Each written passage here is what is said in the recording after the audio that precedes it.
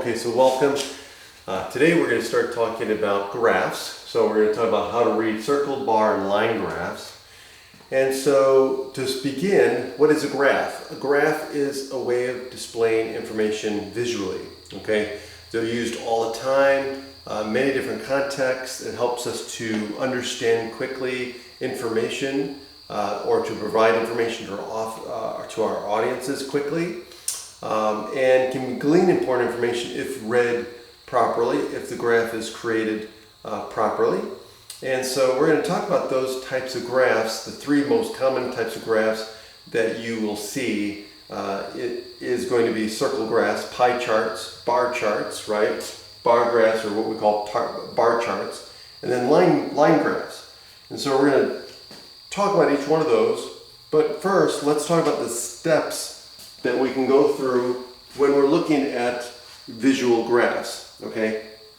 One is we want to examine the title of the graph, find out what information is given, so we can understand what's given. So always should have a title with your graph, and that tells your audience what the graph is about.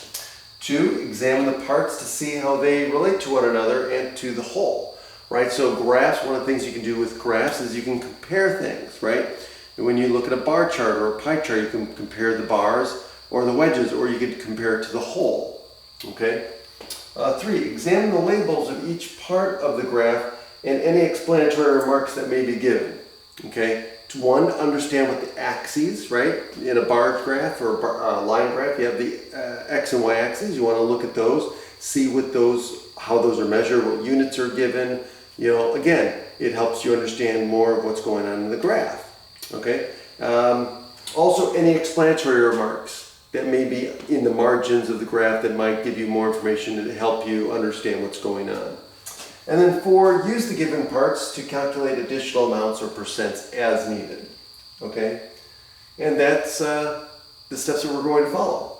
So next we're going to talk about circle graphs, or pie charts.